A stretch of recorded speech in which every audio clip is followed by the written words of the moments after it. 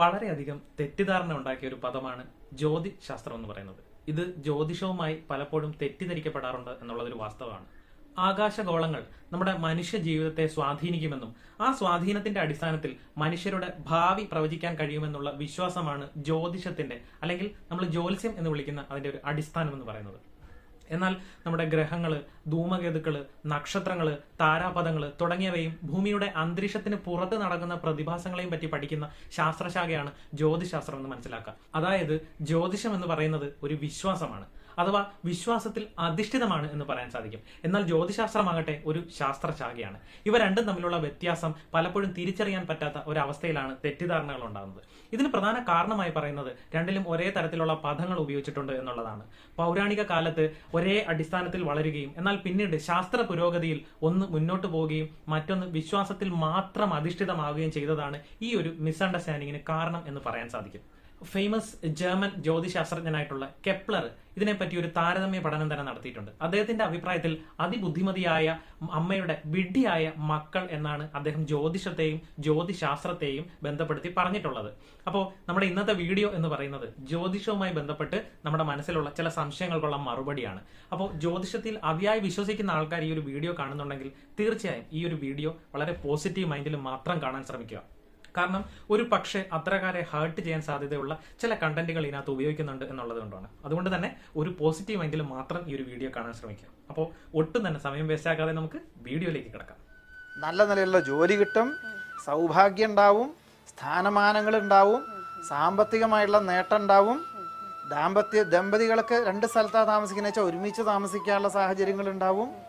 അങ്ങനെ അവർ ചിലപ്പോൾ പലരും മനസ്സിൽ ഉദ്ദേശിക്കാത്ത വിധത്തിൽ അനുകൂലമായിട്ടുള്ള സാഹചര്യങ്ങളും ആഗ്രഹിക്കുന്ന കാര്യങ്ങളെല്ലാം ഫലത്തിൽ വന്നു ചേരും. എല്ലാ വിധത്തിലുള്ള സൗഖ്യവും സമാധാനവും പ്രതാപവും ഐശ്വര്യവും സമ്പത്തും ഈ നക്ഷത്രക്കാർക്ക് ഉണ്ടായി. അപ്പോൾ ഈ കഴിഞ്ഞ ICC വേൾഡ് കപ്പ് ക്രിക്കറ്റ് എല്ലാവരും കണ്ടിട്ടുണ്ടാവും. ഫൈനലിൽ നമ്മുടെ ഇന്ത്യ ഓസ്ട്രേലിയയോട് പരാജയപ്പെട്ടത് നമ്മൾ കണ്ടു. അപ്പൊ ഈ ഒരു പരാജയത്തെ അന്ന് വിശേഷിപ്പിക്കപ്പെട്ടത് അൺഫോർച്ചുനേറ്റ് എന്നാണ്. അതായത് ഇന്ത്യയുടെ നിർഭാഗ്യം, ഭാഗ്യമില്ലായ്മ എന്ന് പറയുന്നു. ശരിക്കും ഇന്ത്യയുടെ ഭാഗ്യക്കേട് തന്നെ ആയിരുന്നു ആ മത്സരം എന്ന് പറയുന്നത്? ഇങ്ങനെ ചോദിക്കാൻ കാര്യം, മത്സരമൊക്കെ നടക്കുന്നതിന് ഒരുപാട് മുന്നേ ചില ചാനലുകളിൽ ജ്യോതിഷരായിട്ടുള്ള കുറെ ആൾക്കാർ പങ്കെടുത്ത പ്രോഗ്രാമിൽ ഇതിനെപ്പറ്റി ചർച്ചകളൊക്കെ നടന്നിട്ടുണ്ടായിരുന്നു. ഈ ചർച്ചയിൽ അവർ പറഞ്ഞത് ഇന്ത്യയുടെ ഭാഗ്യം വന്നെത്തിയിരിക്കുകയാണ്, ഈ വേൾഡ് കപ്പ് തീർച്ചയായും ഇന്ത്യ തന്നെ നേടും എന്നുള്ള കാര്യങ്ങളായിരുന്നു അതിനകത്ത് മെയിൻ ആയിട്ട് പറഞ്ഞിട്ടുണ്ടായിരുന്നത്.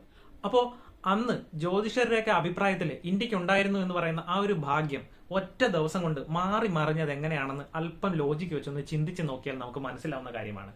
ഓക്കെ, അപ്പൊ ഇതിനെപ്പറ്റിയൊന്നും ഹാർഡായിട്ട് ചിന്തിക്കേണ്ട കാര്യമില്ല. ക്രിക്കറ്റ് എന്ന് പറയുന്നത് ജയപരാജയങ്ങളുടെ ഒരു ഗെയിം മാത്രമാണ് എന്ന് പറയുന്ന ആൾക്കാരുണ്ടാവും. എന്നാൽ ജ്യോതിഷത്തിന്റെ കാര്യം നമ്മളൊന്ന് ചിന്തിച്ചേ. ഇത്രയധികം ആൾക്കാരുമായി ബന്ധപ്പെട്ട് കിടക്കുന്ന ഒരു മേഖലയാണ് ജ്യോതിഷം എന്ന് പറയുന്നത്. അപ്പൊ നമ്മളെ ഇത്രയേറെ സ്വാധീനിക്കുന്ന ഈ ഒരു മേഖലയിൽ ഉണ്ടാകുന്ന, പ്രഡിക്ഷനിൽ ഉണ്ടാകുന്ന ആ ഒരു വൈരുദ്ധ്യം നമുക്ക് സങ്കല്പിക്കാൻ സാധിക്കുന്ന കാര്യമാണോ എന്ന് കൂടി നമ്മളൊന്ന് ചിന്തിക്കുക. അപ്പൊ ഇങ്ങനെ പ്രഡിക്ഷൻ തെറ്റായി വരുന്നത് എന്തുകൊണ്ടാണെന്ന് അറ്റ്ലീസ്റ്റ് നമ്മളൊന്ന് ചിന്തിക്കേണ്ട കാര്യം തന്നെയാണ്. പ്രശസ്ത ഹിസ്റ്റോറിയൻ ആയിട്ടുള്ള ഫ്രാൻസിസ്കോ ഗുച്ചിയാർദിനി ഇതുമായി ബന്ധപ്പെട്ട് പറഞ്ഞത് എന്താണെന്ന് വെച്ചാൽ, മറ്റുള്ളവരുമായിട്ടൊക്കെ താരതമ്യം ചെയ്യുമ്പോൾ ജ്യോത്സ്യന്മാർ എത്ര സന്തോഷവാന്മാരായിട്ടുള്ള ആൾക്കാരെന്നാണ്. അതായത് അവർ 100 കള്ളത്തരങ്ങൾ പറയുന്നതിന്റെ കൂട്ടത്തിൽ ഒരു സത്യം പറഞ്ഞെന്ന് വരാം.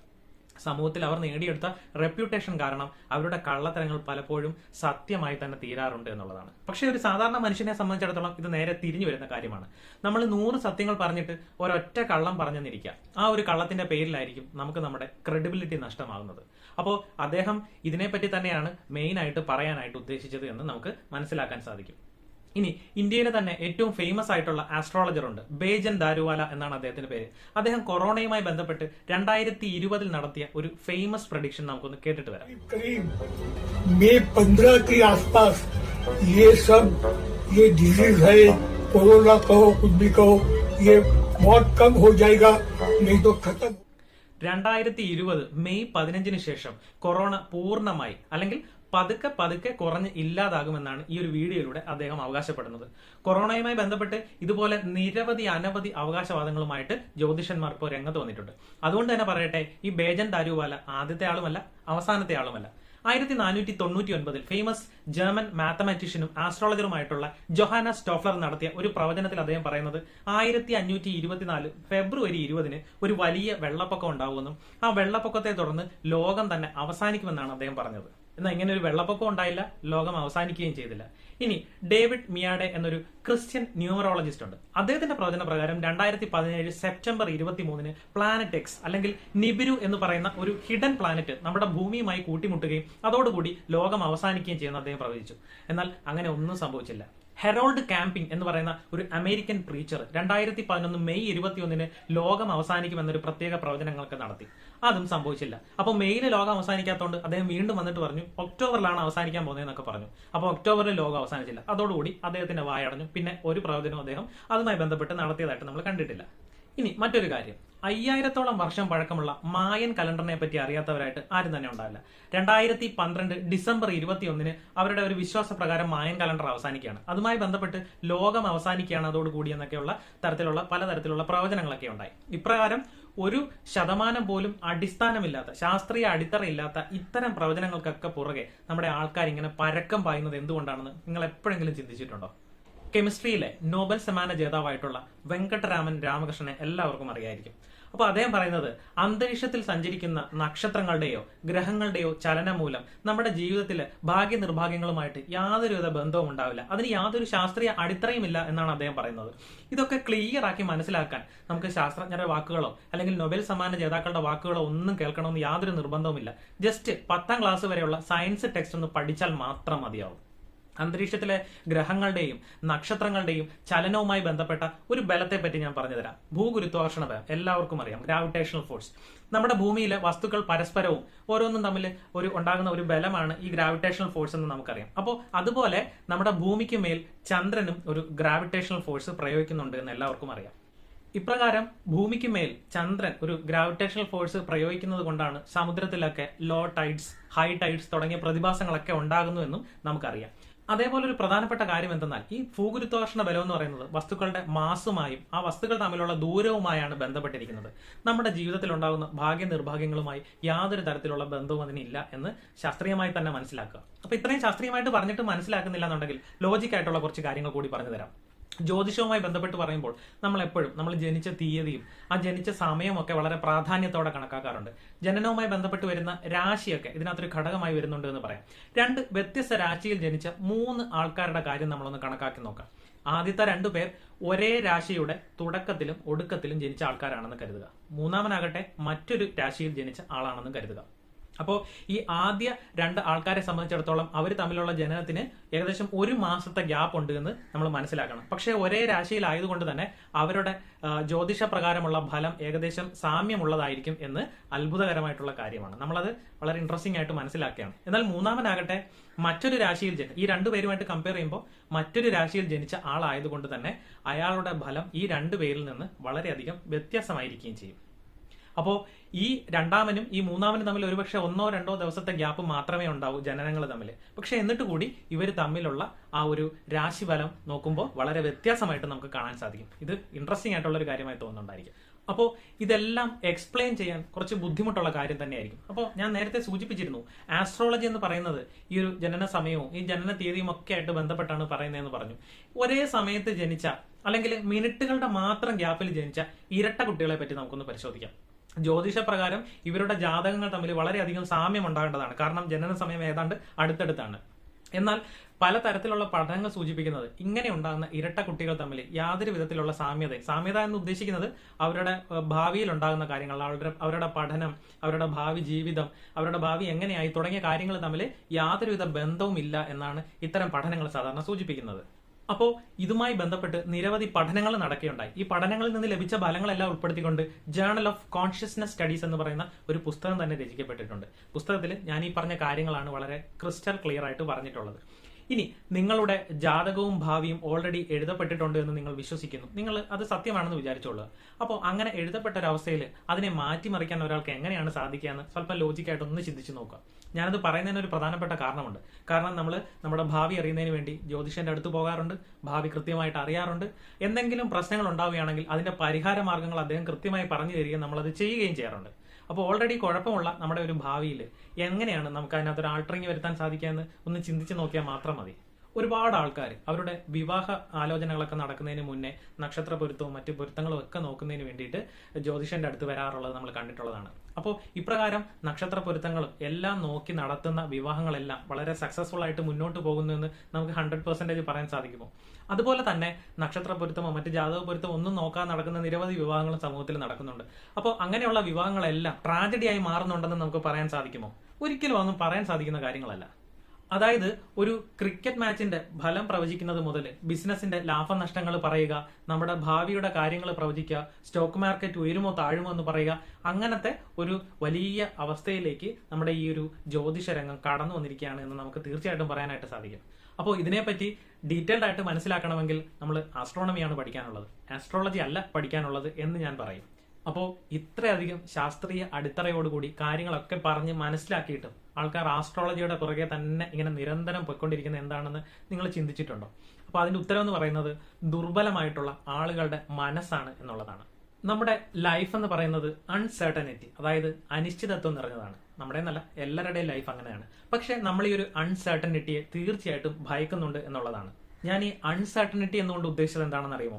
നമ്മുടെ ഭാവി എന്താകുമെന്നോ, നമ്മൾ ഭാവിയിൽ ആരാകുമെന്നോ, വിജയപരാജയങ്ങൾ എങ്ങനെയാണെന്നോ ഒന്നും പ്രവചിക്കാൻ പറ്റാത്ത ആ ഒരു അവസ്ഥയാണ് അൺസർട്ടനിറ്റി എന്ന് ഉദ്ദേശിച്ചത്. എല്ലാവരുടെയും ലൈഫ് അൺസർട്ടനിറ്റി നിറഞ്ഞതാണ്. നമ്മൾ ഈ ഒരു അൺസർട്ടനിറ്റിയെ ഭയക്കുന്നുണ്ട് എന്നുള്ളതാണ് സത്യമായ അവസ്ഥ. അതായത് നമ്മുടെ ഭാവി എങ്ങനെയായിരിക്കണമെന്നും, നമ്മൾ ഭാവിയിൽ ആരാകുമെന്നും, നമ്മൾ ഭാവിയിൽ ഒരുപാട് വിജയങ്ങൾ നേടണമെന്നും ഒക്കെ നമ്മൾ ഒരുപാട് ആഗ്രഹിക്കുന്ന ആൾക്കാരുണ്ട്. അപ്പൊ ഇങ്ങനെ ആഗ്രഹിക്കുന്ന ആൾക്കാർക്കുള്ള ഏറ്റവും വലിയൊരു ഓപ്ഷനാണ് ജ്യോതിഷം എന്ന് പറയുന്നത്. അപ്പോൾ നമ്മൾ ജീവിതത്തിൽ എന്തൊക്കെ തരത്തിലുള്ള നേട്ടങ്ങൾ ഉണ്ടായാലും നമ്മൾ ഒരുപാട് സന്തോഷിക്കും. അപ്പോൾ ഇത് തന്നെയാണ് ഈ ജ്യോതിഷത്തിലേക്ക് കൂടുതൽ ആൾക്കാരെ അങ്ങോട്ട് അടുപ്പിക്കുന്നതിനുള്ള ഒരു പ്രധാന കാരണമായിട്ട് എനിക്ക് പറയാനുള്ളത്. അതായത് നമ്മൾ ജ്യോത്സ്യന്റെ അടുത്ത് പോകുമ്പോൾ നമ്മൾ ഇങ്ങനെയൊക്കെയുള്ള ആൾക്കാരാണ്, ഇങ്ങനെയൊക്കെ ആയിത്തീരും, ഇങ്ങനെയുള്ള വിജയങ്ങളൊക്കെ നേടുമെന്ന് അവർ പറയുമ്പോൾ നമ്മുടെ മനസ്സിൽ ഒരു പ്രത്യേക സന്തോഷമൊക്കെ ഉണ്ടാകുന്നു. ആ ഒരു സന്തോഷമാണ് അവരുടെ വിജയം എന്ന് പറയുന്നത് എന്ന് മാത്രമാണ് ഞാൻ അർത്ഥമാക്കിയത്. മഹാനായിട്ടുള്ള സ്വാമി വിവേകാനന്ദൻ ഇതിനെപ്പറ്റി വളരെ ക്ലിയർ ആയിട്ട് ഒരിക്കലും പറഞ്ഞിട്ടുണ്ട്. അതായത് ദുർബലമായിട്ടുള്ള മനസ്സിന് ഉടമയായിട്ടുള്ള ആൾക്കാർക്കാണ് ഇത്തരം പ്രശ്നങ്ങൾ സംഭവിക്കുക എന്നാണ് അദ്ദേഹം പറഞ്ഞിട്ടുള്ളത്. ഇത്തരക്കാർ തീർച്ചയായിട്ടും ഇങ്ങനെയുള്ള ആൾക്കാർക്ക് ഒരു ആസ്ട്രോളജറിനെ കാണുമെന്ന് തോന്നുന്നുണ്ടെങ്കിൽ അവർ തീർച്ചയായിട്ടും ഒരു ഡോക്ടറെയാണ് കാണേണ്ടത്. അതിനുള്ള കൃത്യമായ മരുന്നെടുക്കുകയും നല്ല ആഹാരം കഴിച്ച് കിടന്നുറങ്ങുകയുമാണ് വേണ്ടത് എന്ന് അദ്ദേഹം ഒരിക്കൽ ഇതിനെപ്പറ്റി അഭിപ്രായപ്പെട്ടിട്ടുണ്ട്. അപ്പോൾ ഇങ്ങനെ അന്ധമായിട്ട് വിശ്വസിക്കുന്ന ആൾക്കാര് ഇങ്ങനെ സദാസമയവും ഇതിന്റെ പുറകെ പൊയ്ക്കൊണ്ടേയിരിക്കുമെന്നുള്ളതാണ്. അപ്പോൾ നിങ്ങൾ ഇനി വളരെ അന്ധമായിട്ട് ഇതിൽ വിശ്വസിക്കുന്ന ഒരാളല്ല എന്ന് കരുതുക. എന്തിനും ഏതിനും വൈ എന്ന് ചോദ്യം ചോദിക്കുന്ന വളരെ ഫോർവേഡ് ആയിട്ടുള്ള ഒരാളാണ് നിങ്ങളെന്ന് കരുതുക. എന്നിട്ട് കൂടി നിങ്ങൾക്ക് മനസ്സിൽ തോന്നുന്നുണ്ട് ഇതിൽ കുറച്ച് കാര്യങ്ങളൊക്കെ ഉണ്ട് എന്ന് നിങ്ങളുടെ മനസ്സിൽ സ്റ്റിൽ തോന്നുന്നുണ്ടെങ്കിൽ അതിന്റെ കാരണം എന്താണെന്ന് നിങ്ങൾ ചിന്തിച്ചിട്ടുണ്ടോ? എന്നാൽ അതിന്റെ ഉത്തരമാണ് കോൾഡ് റീഡിംഗ് എന്ന് പറയുന്ന ഒരു ടെക്നിക്ക്. ഒരു ജ്യോതിഷ പ്രവചനത്തിൽ ഒരുപക്ഷെ നിങ്ങൾ കേൾക്കാൻ സാധ്യതയുള്ള ഒരു കാര്യമായിരിക്കും നിങ്ങളുടെ ജീവിതത്തിലെ അടുത്ത ഒരു 10 വർഷത്തിനുള്ളിൽ നിങ്ങളുടെ ലൈഫ് ഇങ്ങനെ അങ്ങനെയൊക്കെ മാറി മറിയും എന്നൊരു ഡയലോഗ് ജ്യോതിഷർ പറയുന്നത് നിങ്ങൾ കേട്ടിട്ടുണ്ടാവും. ജ്യോതിഷം ഇത് പോസിറ്റീവായിട്ടോ അല്ലെങ്കിൽ നെഗറ്റീവായിട്ടോ ഒക്കെ ആയിരിക്കും ജ്യോതിഷ പ്രകാരം ഇത് പറയുന്നത്. പക്ഷെ നമ്മൾ അതിനെ എപ്പോഴും പോസിറ്റീവ് സെൻസിലായിരിക്കും എടുക്കുന്നത് എന്നൊരു പ്രധാനപ്പെട്ട വസ്തുതയാണ്. ഒരാളുടെ ജീവിതത്തിൽ പോസിറ്റീവായിട്ടും നെഗറ്റീവായിട്ടും ഒക്കെയുള്ള കാര്യങ്ങൾ നിരന്തരം സംഭവിച്ചുകൊണ്ടേയിരിക്കും. അതെല്ലാവർക്കും അറിയാവുന്ന കാര്യമാണ്. ഈ ഒരു സാധ്യതയാണ് ജ്യോതിഷം വളരെ സമർത്ഥമായിട്ട് ഇവിടെ ഉപയോഗിക്കുന്നത്. നമ്മൾ ഈ പറയുന്നതിൽ നിന്ന് പോസിറ്റീവ് മാത്രം ഉൾക്കൊള്ളാൻ ശ്രമിക്കുമ്പോഴാണ് അവിടെ നമുക്ക് അതിലേക്ക് ഒരു വലിയ വിശ്വാസ്യത വരുന്നത്. ഈ കോൾഡ് റീഡിംഗ് എന്ന് പറയുന്ന ആ ഒരു ടെക്നിക്ക് മാത്രമല്ല ഉള്ളത്. ഇതുമായി ബന്ധപ്പെട്ട് ബാണം എഫക്ട് അല്ലെങ്കിൽ ഫോറർ എഫക്ട് എന്ന് പറയുന്ന ഒരു സൈക്കോളജിക്കൽ ഫിനോമിനൻ കൂടിയുണ്ട്. ഈ തരുന്ന പ്രവചനങ്ങളിൽ ചിലത് സത്യമാണെന്ന് നമുക്ക് തോന്നുന്നതിന് ചില കാരണങ്ങളാണ് മനഃശാസ്ത്രജ്ഞന്മാർ പ്രധാനമായിട്ട് പറയുന്നത്. 19ാം നൂറ്റാണ്ടിൽ ജീവിച്ചിരുന്ന ഒരു വ്യക്തിയുമായി ബന്ധപ്പെട്ട ഈ ഒരു തിയറിയാണ് ഞാൻ ഈ ബാണം തിയറി എന്ന് പറഞ്ഞത്. 1950കളിൽ ബർട്രാം ഫോറർ എന്ന് പറയുന്ന ഒരു മനഃശാസ്ത്രജ്ഞൻ നടത്തിയ പരീക്ഷണമാണ് ഇതിന്റെ അടിസ്ഥാനം എന്ന് പറയുന്നത്. തന്റെ വിദ്യാർത്ഥികളുടെ സഹായത്തോടെയാണ് ഈ പരീക്ഷണമൊക്കെ നടത്തുന്നത്. തന്റെ 39 വിദ്യാർത്ഥികൾക്കിടയിൽ അദ്ദേഹം ഡയഗ്നോസ്റ്റിക് ഇൻട്രസ്റ്റ് ബാങ്ക് എന്ന് വിളിക്കുന്ന ഒരു മനഃശാസ്ത്ര പരീക്ഷണം നടത്തുകയുണ്ടായി. വിദ്യാർത്ഥികൾ ഓരോരുത്തരുടെയും സ്വഭാവത്തെ വെളിപ്പെടുത്തുന്ന ഫലമാണ് പരീക്ഷണത്തിനൊടുവിൽ ലഭിക്കുകയെന്നും അദ്ദേഹം പറഞ്ഞിരുന്നു. ഒരാഴ്ച കഴിഞ്ഞ് വിദ്യാർത്ഥികൾക്ക് ഓരോരുത്തരുടെയും വ്യക്തിഗത വിവരങ്ങൾ അടങ്ങിയ അന്തിമ ഫലം അദ്ദേഹം നൽകുകയുണ്ടായി. അവയെ വിലയിരുത്താനും അദ്ദേഹം പറയുകയുണ്ടായി. മറ്റുള്ളവർ നിങ്ങളെ അഭിനന്ദിക്കാൻ ഇടവരും, ആത്മവിമർശനം നടത്തും, നിങ്ങളുടെ അറിയപ്പെടാത്ത കഴിവുകൾ പുറത്തുവരും എന്നിങ്ങനെയൊക്കെയായിരുന്നു ഫോറർ വിദ്യാർത്ഥികൾക്ക് നൽകിയ പ്രവചന ഫലത്തിൽ പറഞ്ഞിരുന്ന കാര്യങ്ങൾ എന്ന് പറയുന്നത്. ശേഷം വിദ്യാർത്ഥികളോട് പ്രവചന ഫലം തങ്ങളുടെ വ്യക്തിത്വത്തോട് ചേർന്ന് നിൽക്കുന്നത് തന്നെയാണോ എന്ന് അദ്ദേഹം ചോദിക്കുകയൊക്കെ ഉണ്ടായി. അങ്ങനെയുള്ളവർ കൈ ഉയർത്താനും അദ്ദേഹം പറഞ്ഞു. ആശയക്കുഴപ്പത്തിലായെങ്കിലും നിരവധി വിദ്യാർത്ഥികളാണ് ഈ ഒരു ഫലം ശരിയാണെന്ന് കാണിച്ചുകൊണ്ട് അവരുടെ കൈകൾ ഉയർത്തിയത്. പിന്നീട് അദ്ദേഹം പ്രവചന ഫലം ഓരോന്നോരോന്നായി വായിക്കാൻ തുടങ്ങിയപ്പോഴാണ് എല്ലാവർക്കും ലഭിച്ച ഫലം ഒന്ന് തന്നെ ആയിരുന്നുവെന്ന് ആ വിദ്യാർത്ഥികൾക്ക് മനസ്സിലായത്. ചുരുക്കി പറഞ്ഞാൽ ചില വ്യക്തിത്വ വിവരണങ്ങൾ വിശ്വസിക്കാൻ നമ്മെ പ്രേരിപ്പിക്കുന്നതാണ് ഈ ഒരു ബേർണം എഫക്റ്റ് എന്ന് പറയുന്നത്. കൺകെട്ട് വിദ്യകളിലൂടെയും പ്രാങ്കുകളിലൂടെയും പ്രശസ്തനായിട്ടുള്ള വ്യക്തിയാണ് PT ബേർണം എന്ന് പറയുന്ന ഈ ഒരു മനുഷ്യൻ. ബേർണം ഇഫക്റ്റ് അനുസരിച്ച് ഇത്തരം പ്രവചനം നടത്തുന്നവരെ അന്ധമായി ജനം വിശ്വസിക്കുന്ന ഒരു രീതിയിലേക്ക് എത്തിച്ചേരുകയാണ് ചെയ്യുന്നത്. അവർക്ക് അമാനുഷികമായിട്ടുള്ള പലതരത്തിലുള്ള കഴിവുകളൊക്കെ ഉണ്ടെന്ന് വരെ ജനം വിശ്വസിക്കുന്നുവെന്ന് മനഃശാസ്ത്രജ്ഞർ ഇതുമായി ബന്ധപ്പെട്ട് അഭിപ്രായപ്പെട്ടിട്ടുണ്ട്. നാം കൊടുക്കുന്ന വിവരങ്ങളൊക്കെ പല രീതിയിൽ ലീക്ക് ചെയ്തുകൊണ്ട് പ്രവചനങ്ങളൊക്കെ നടത്തി വളരെയധികം പ്രശസ്തിയിലേക്ക് എത്തിക്കുന്ന തട്ടിപ്പ് ജ്യോതിഷ സംഘവും ഇന്ന് സുലഭമായി ഇന്ത്യയിൽ നമുക്ക് കാണാൻ സാധിക്കും. ഒരാളെ കാണുന്ന മാത്രയിൽ തന്നെ അയാളുടെ സംസാരം, അയാളുടെ വസ്ത്രധാരണ രീതി, അയാളുടെ കമ്മ്യൂണിക്കേഷൻ, പെരുമാറ്റം, അപ്പിയറൻസ്, അയാളുടെ ഭയം, അയാളുടെ കോൺഫിഡൻസ് തുടങ്ങിയ എല്ലാ കാര്യങ്ങളും വളരെ ക്ലിയർ ആയിട്ട് ഒബ്സർവ് ചെയ്തതിനു ശേഷം ഇത്തരക്കാർക്കെതിരെ പലതരത്തിലുള്ള പ്രവചനങ്ങൾ നടത്തുന്ന തട്ടിപ്പ് സംഘങ്ങൾ ഒരുപാടുണ്ട്. സോ ഇങ്ങനെയുള്ള ട്രിക്കുകളും ടെക്നിക്കുകളും ഒക്കെ ഉപയോഗിച്ചുകൊണ്ടാണ് ഇത്തരക്കാർ ഈ ഒരു ഫീൽഡിൽ വിലസുന്നത് എന്ന് മനസ്സിലാക്കുക. ജ്യോതിഷത്തിൽ അന്ധമായി വിശ്വസിക്കുന്നവരെ വളരെ സമർത്ഥമായി കളിപ്പിക്കുന്നത് എങ്ങനെയാണെന്ന് ഇപ്പോൾ നിങ്ങൾക്ക് വളരെ ക്ലിയർ ആയിട്ട് മനസ്സിലായി എന്ന് തന്നെയാണ് ഞാൻ വിശ്വസിക്കുന്നത്. എന്നാൽ ഇത് 100% കള്ളത്തരം നിറഞ്ഞ ഒരു ഫീൽഡ് ആണ് എന്നല്ല ഞാൻ ഉദ്ദേശിച്ചത്. മറിച്ച് ഇത്തരം കാര്യങ്ങൾ വളരെ നിർലോഭമായി ഇതിനകത്ത് നടക്കുന്നുണ്ട് എന്ന് കൂടി മനസ്സിലാക്കി തരുന്നതിന് വേണ്ടിയിട്ടാണ് ഇത് ചെയ്തത്. അപ്പോൾ ഈ രീതിയിലുള്ള ഒരു പോസിറ്റീവ് സെൻസിലാണ് നിങ്ങൾ ഈ ഒരു വീഡിയോ കാണേണ്ടതെന്ന് ഞാൻ ആദ്യമേ പറഞ്ഞത്. അപ്പോൾ ഭാരതീയ ശാസ്ത്രത്തിൽ വളരെയധികം പ്രാധാന്യം അർഹിക്കുന്ന ഒന്നാണ് ഈ ജ്യോതിശാസ്ത്രം എന്ന് പറയുന്നത്, അല്ലെങ്കിൽ ജ്യോതിഷം എന്നൊക്കെ പറയുന്നത്. ലോകത്തിൽ ഒരു ശാസ്ത്രവും 100% ശരിയാകുകയില്ല എന്ന് നമ്മൾ തീർച്ചയായിട്ടും മനസ്സിലാക്കേണ്ടതാണ്. എല്ലാത്തിനും അതിൻ്റെതായിട്ടുള്ള പോരായ്മകളൊക്കെ ഉണ്ട്. ജ്യോതിഷത്തിലെ പല പ്രവചനങ്ങളും ഇത് ബാധകമാണ് എന്ന് നിങ്ങൾ തീർച്ചയായിട്ടും മനസ്സിലാക്കുക. അതുകൊണ്ട് തന്നെ ഈ ഒരു ശാസ്ത്രത്തെ മുഴുവൻ കുറ്റപ്പെടുത്തുന്നത് ശരിയല്ല എന്ന് കൂടി ഞാൻ ഇതിനോട് കൂട്ടിച്ചേർക്കട്ടെ. വിദഗ്ധനായിട്ടുള്ള ഒരു ഡോക്ടർ നടത്തിയ ശസ്ത്രക്രിയയിൽ കഷ്ടകാലത്തിന് എന്തെങ്കിലും തരത്തിലുള്ള ഒരു പാകപ്പിഴവുകൾ സംഭവിച്ചാൽ നമ്മൾ മെഡിക്കൽ ഫീൽഡിനെ ഒന്നാകെ അതിന്റെ പേരിൽ ക്രൂശിക്കാൻ പറ്റില്ലല്ലോ. എന്താണ് ജ്യോതിഷം? ഈ ശാസ്ത്രം അന്ധവിശ്വാസത്തിലും അനാചാരത്തിലും പെട്ടതാണോ? സമൂഹത്തിന് എന്തെങ്കിലും തരത്തിലുള്ള ഗുണങ്ങൾ ഇതുകൊണ്ട് ഉണ്ടാകുന്നുണ്ടോ എന്ന് കൃത്യമായി അനലൈസ് ചെയ്തതിന് ശേഷം മാത്രമേ നമ്മൾ ഇതുമായി ബന്ധപ്പെട്ട ഒരു ഡിസിഷനിലേക്ക് പോകാൻ സാധ്യതയുള്ളൂ. സോ ഇതായിരുന്നു ഇന്നത്തെ വീഡിയോയിലൂടെ ഞാൻ നിങ്ങളിലേക്ക് എത്തിക്കാൻ ശ്രമിച്ച കണ്ടന്റ് എന്ന് പറയുന്നത്. ഈ ഒരു വീഡിയോയും അതിലൂടെ നൽകിയ വിവരങ്ങളെല്ലാം നിങ്ങൾക്ക് ഇഷ്ടപ്പെട്ടു എന്നുണ്ടെങ്കിൽ, അതൊരു ഇൻഫർമേഷനായി നിങ്ങൾക്ക് തോന്നി എന്നുണ്ടെങ്കിൽ തീർച്ചയായും എൻ്റെ ചാനൽ സബ്സ്ക്രൈബ് ചെയ്യാൻ മറക്കരുത്. അതിനോടൊപ്പം തന്നെ ഈ വീഡിയോ മാക്സിമം ആൾക്കാരിലേക്ക് ഷെയർ ചെയ്യുകയും ചെയ്യുക. അപ്പോൾ ഇതുപോലെ ഇൻട്രസ്റ്റിംഗ് ആയിട്ടുള്ള വീഡിയോകൾക്കായി മറ്റൊരു ദിവസം വീണ്ടും വരുന്നതുവരെ സ്റ്റേ ട്യൂൺഡ്. Goodbye.